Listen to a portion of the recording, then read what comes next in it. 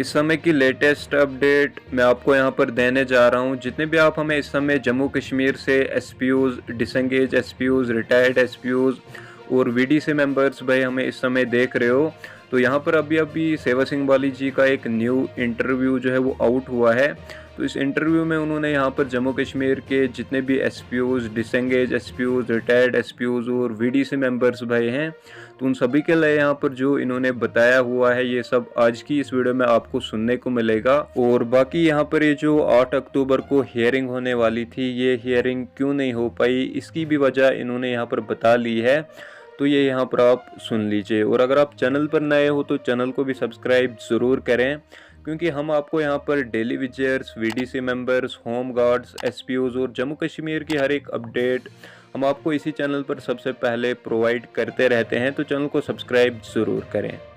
देखिए, मैं सबसे पहले 2-3 बातें क्लियर करना चाहूँगा। जिस तरीके से एसपीओज का जो मुद्दा है, इस मुद्दे को उठाने का मेरा एक ही कारण था।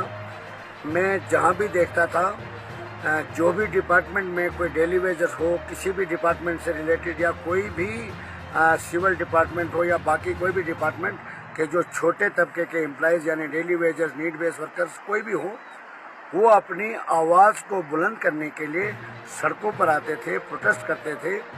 मैंने उस वक़्त ये महसूस किया, क्योंकि मैं ज़मीनी सतह से जुड़ा हुआ एक आम शहरी हूँ, और मैंने जब ये देखा कि हमारे जम्मू कश्मीर के अंदर बहुत ज़्यादा मिलिटेंसी का दौर भी हमने देखा है, थोड़ी बहुत शांति भी देखी है, माहौल को ठीक भी देखा है, उसमें अगर किसी हद तक अगर सोचा जाए तो मेन एक अहम रोल हमारे जम्मू कश्मीर लद्दाख के एसपीओज भाइयों ने और बहनों ने भी, उनका रोल भी उसमें बनता है।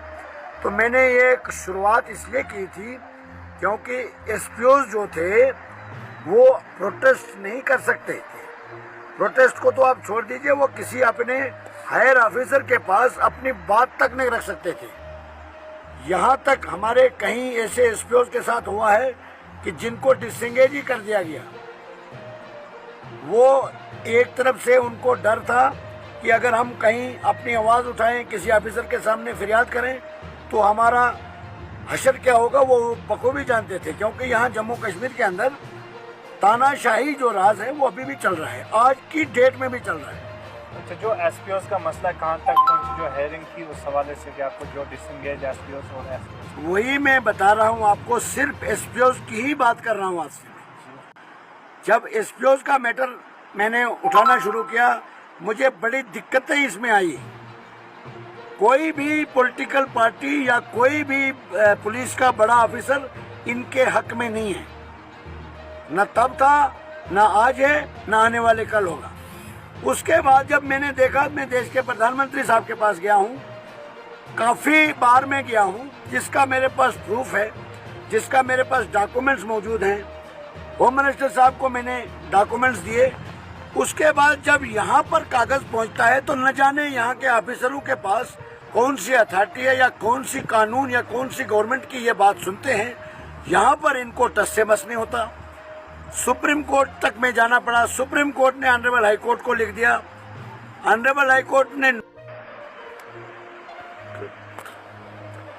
तो जैसे कल में हमारा ये इस महीने की 8 तारीख को जो हियरिंग थी, उसमें जो कश्मीर के अंदर किलिंग हुई थी निर्दोष लोगों की, जो जम्मू बार एसोसिएशन है, जितने भी एडवोकेट साहिबान हैं, उन्होंने फ्राइडे को कंप्लीट कोर्ट बंद रखा था, यानी वो प्रोटेस्ट पर थे। उसके बावजूद भी हमारे एडवोकेट साहब ने जो हमारी हेयरिंग की जो डेट पड़ी थी दिसंबर में, उसको जज साहब से रिक्वेस्ट करके 1 महीना पीछे कर दी, यानी 3 नवंबर को हमारी हेयरिंग का जो है डेट कर दी, जिसमें हमने ये कहा है सुप्रीम कोर्ट में, उसके बाद हाई कोर्ट में, हमारी सिंपल डिमांड है, जो भी हमारा एसपीओज भाई और बहन जम्मू कश्मीर के अंदर ड्यूटी कर रहे हैं, 24 घंटे ड्यूटी कर रहे हैं, शहादत तक दे रहे हैं, हर एक जगह पर वो ड्यूटी कर रहे हैं, उनकी सिंपल रेगुलर पॉलिसी फ्रेम कर दी जाए। नंबर 2, इनको जो कांस्टेबल के बराबर सैलरी दी जाए, क्योंकि 24 घंटे ड्यूटी करने के बाद इक्वल वर्क इक्वल पे एक कानून बाकायदा तौर पर है। उसमें जब 24 घंटे ड्यूटी अगर एक कांस्टेबल के साथ बराबर ड्यूटी करते हैं तो तनख्वाह में अंतर किस बात का? तो ये नाइंसाफी क्यों? सब कुछ करने के बाद यहाँ तक आप पहुँचा है। और मैं ये कहना चाहूँगा कि मैं जम्मू कश्मीर लद्दाख के अंदर जो मेरे एसपीओ भाई और बहनें जो नौकरी कर रहे हैं यानी सर्विस कर रहे हैं, मैं उनको ये बताना चाहूँगा, बिलाशक आपको अपना सोच है, आपका अपना अंदाज है। मैं अपने तरफ से आपसे यही वादा करना चाहता हूँ, यही यकीन दहानी कराना चाहता हूँ, जो आगे होता है वही मैं आपसे कहता हूँ, जो मैं कर रहा हूँ वही आपसे कहता हूँ। न मैं सरकार हूँ, न सरकार में हूँ, न मैं कोई बहुत बड़ा नेता हूँ, न मैं कोई मेंबर पार्लियामेंट हूँ, न कुछ भी हूँ।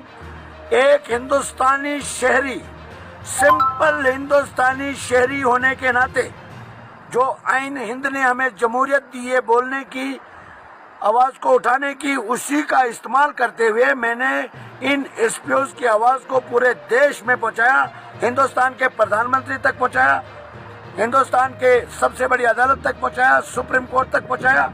अब मेरा ये, मैंने 23 तारीख को देश के प्रधानमंत्री साहब को एक मेमोरेंडम दिया था, जिसमें मैंने एसपीओ के बारे में गुहार लगाई थी कि जम्मू कश्मीर लद्दाख के एसपीओ के साथ नाइंसाफी जारी है। मैं धन्यवाद करना चाहूँगा देश के प्रधानमंत्री साहब का। 23 तारीख को मैंने मेमोरेंडम दिया, 27 तारीख का उसका रिप्लाई आ गया, वो सीधा चीफ सेक्रेटरी के पास चला गया है। अब मुझे नहीं लगता है कि जम्मू कश्मीर लद्दाख के एसपीओ भाइयों और बहनों को मजीद कोई परेशान कर सकता है। और कहने का मतलब यह है कि गवर्नमेंट भी इनके हक में है, ऑनरेबल कोर्ट में। मगर बदकिस्मती ये है कि हमारे जम्मू कश्मीर के डीजीपी साहब ने जो रिपोर्टें दी है, पहले भी उन्होंने सेंट्रल गवर्नमेंट को गुमराह किया, कोर्ट को गुमराह किया है। उन्होंने रिपोर्ट दी थी कि हमारे पास बहुत सी पॉलिसियां हैं। रामबन डिस्ट्रिक्ट के अंदर ITI डिप्लोमा होल्डर आज धक्के खा रहे हैं। जम्मू कश्मीर के हर डिस्ट्रिक्ट से ITI diploma holder citation cases और सपोर्ट से रिलेटेड जो डीजीपी साहब ने खुद लिख के दिया है, ये पॉलिसी हमारे पास अवेलेबल है। फिर वो लोग क्यों परेशान हैं? वो उन लोगों की भी फाइलें क्यों पेंडिंग है? ये सिर्फ कागजों पे बता देते हैं, बाकी जमीनी सतह पर ये सिर्फ ऐश व अशरत और कुछ ऑफिसरों की चमचागिरी के अलावा बड़े नेताओं की कठपुतली बन के काम कर रहे हैं। ये आने वाले वक्त में मैंने भी अब एक स्ट्रांग पॉलिटिकल पार्टी का हाथ पकड़ा है और अब हम आने वाले वक्त में जम्मू कश्मीर लद्दाख के इन एसपीओ के साथ मजीद नाइंसाफी कतई बर्दाश्त नहीं करेंगे, क्योंकि ये मुद्दा मैंने दिल्ली के मुख्यमंत्री आम आदमी पार्टी के कन्वीनर अरविंद केजरीवाल साहब से भी उठाया है। मैं उनके ये नोटिस में भी पूरी डिटेल लाई है। देश के प्रधानमंत्री को मैंने एक पॉइंट टू पॉइंट लिखित रूप में दिया है और उन्होंने भी इस पर संगीन एक्शन लिया है, संज्ञान लिया है। अब मुझे उम्मीद है कि जो आने वाली हेयरिंग होगी उसमें कोई भी फैसला हमारे जम्मू कश्मीर लद्दाख के एसपीओ के लिए आ सकता है। ये रनिंग एसपीओ की बात कर रहा हूँ जो सर्विस कर रहे हैं। दूसरा मुद्दा जो है, जो डिसएंगेज एसपीओ हैं, हमारे कुछ ऐसे एसपीओ हैं जिनको घर भेजा गया, पीछे से डिसएंगेज कर दिया गया, 1 दिन की छुट्टी, 10 दिन की छुट्टी, या कोई घर की प्रॉब्लम की वजह से घर गया, जब तक वापस आए तब तक उसको डिसएंगेज कर दिया। दूसरी बात, कुछ हमारी बहनें ऐसी है जो डिलीवरी के लिए घर गई 1 महीने की छुट्टी लेके, जबकि कानून भी कोई किसी कानून में नहीं कहता है कि आपको डिलीवरी के टाइम पे आपको छुट्टी नहीं मिलेगी। हमने सुप्रीम कोर्ट में पिटीशन फाइल की थी जिसमें मुमताज बेगम के नाम पे पिटीशन फाइल हुई थी। उसको डिपार्टमेंट ने छुट्टी पर भेजा और वो 1 महीने के बाद जब वापस आई डिलीवरी के बाद, उसको वहाँ पर गेट के अंदर भी नहीं जाने दिया, उसको बोला आपको यहाँ से छुट्टी कर दी गई है। बहुत सारे एसपीओ ऐसे हैं जिनके पास डिपार्टमेंट ने साइटेशन के केसेस थे, उन्होंने काफ़ी अहम रोल अदा किया, काम किया है, उनके केस को आगे भेजा गया।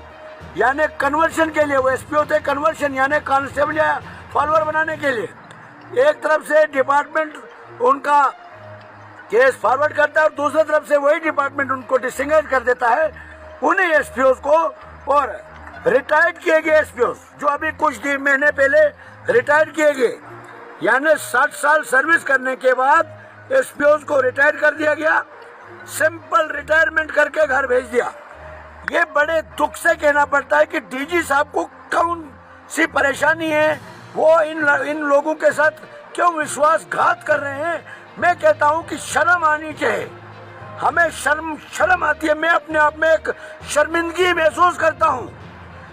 इस जम्मू कश्मीर की गवर्नमेंट की जो पॉलिसी है उसको मैं कंडम करता हूं, कड़े अल्फाजों में मजम्मत करता हूं, क्योंकि जो 60 साल तक हमारी रक्षा करता है, 60 साल की एज तक हमारे जम्मू कश्मीर की हिफाजत के लिए 24 घंटे ड्यूटी देकर जब 60 साल सर्विस होती है उसको रिटायर करके आप घर भेज देते हो। ये कौन सी कानून है, विदाउट रिटायरमेंट बेनिफिट उसको घर भेज देते हो।